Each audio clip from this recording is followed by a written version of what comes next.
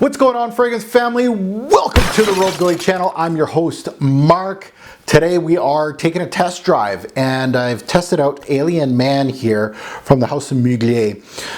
This one on initial launch was panned within our fragrance community. People were hating on it as much as they could, mainly, and I think, because it was not unique or different. Now, people expected a jasmine-based scent, just like the woman's counterpart, and for it to be bold, unique. Well, they didn't get that here. And the note of dill as well was brought up in fragrance reviews as negative, which, contrary to not being unique, dill is actually a really unique note to utilize in fragrances. So that kind of goes against the grain a little bit. Now, during my unboxing of this, I felt the green was more herbal mint than anything else than dill. So let's see if I've changed my mind. What about the dry down? Of course, I haven't spoken about the dry down at all, and performance, and this is why you tune into a test drive. So let's start dissecting this one. Let's go under the hood. Release date was back in 2018. The nose behind this is Jean-Christophe Hérault. Major notes to my nose. Again, the major notes are ones that impact the fragrance. Personally, for me, doesn't mean they're the biggest, boldest notes in the fragrance. I would have to say geranium. It gives off that minty look that I was talking about. Leather, which is kind of pulled from the osmanthus. So it's three notes: geranium, leather, and osmanthus, but the leather kind of is pulled from the osmanthus. Let's get to dissecting. This is my scent of the day, but I want to remind myself of the introduction for video purposes only. Atomizer here is a unique one. I'll tell you that. Mugler not known for their atomizers. I'll tell you that. So in my unboxing,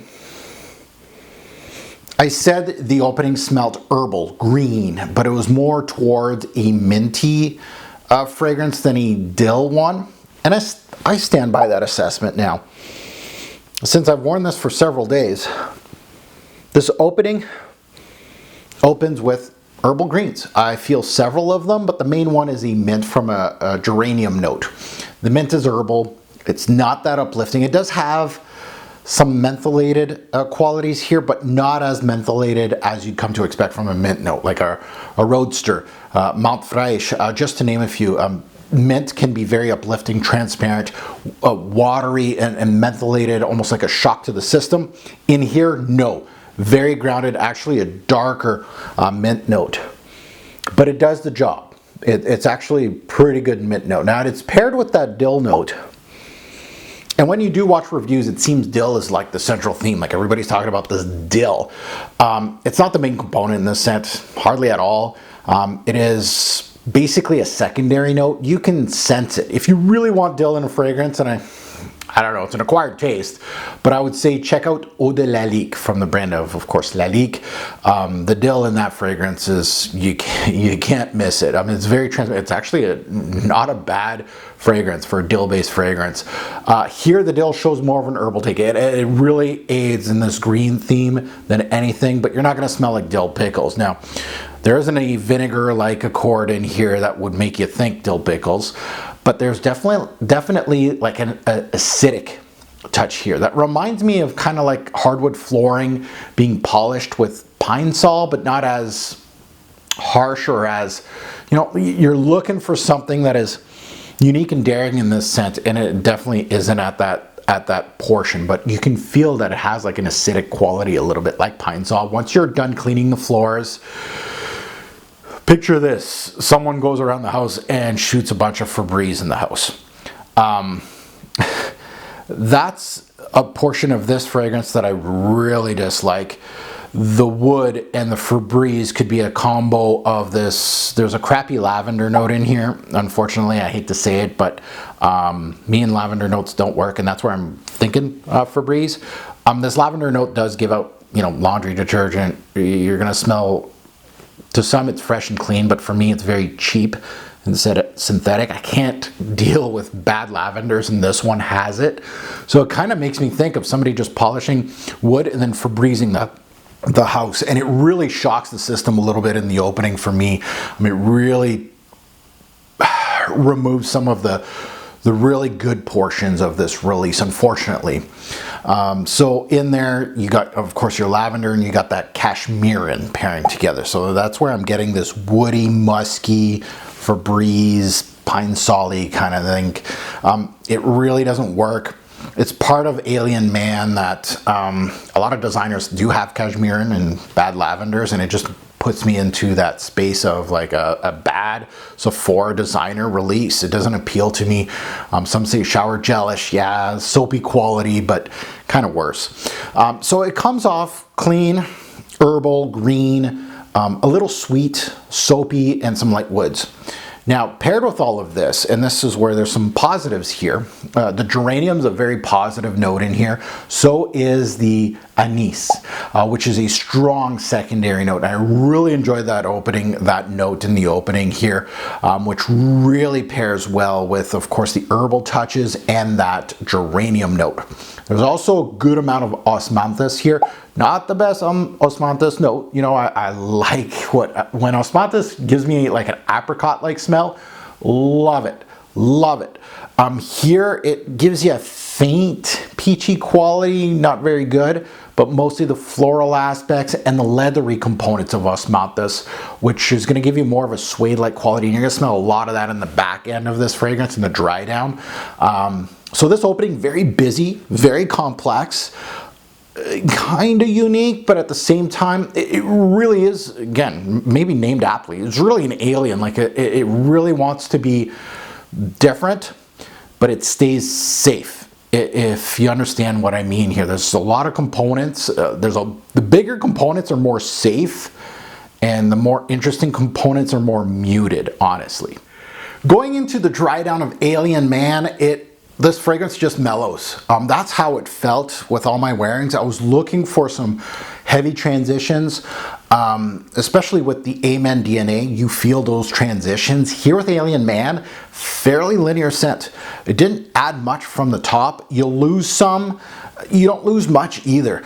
I think the osmanthus is the one that really does play around. It shows more of itself here, more of the leathery tones, like I said in the opening. It's suede-like. It's rather thin, so don't think that you're going to get a robust leather. You're not going to get any smoke. It's a leather that's based off osmanthus, so it's very suede-like. There's an ambery glow backing this, but again, very faint. It doesn't have much character.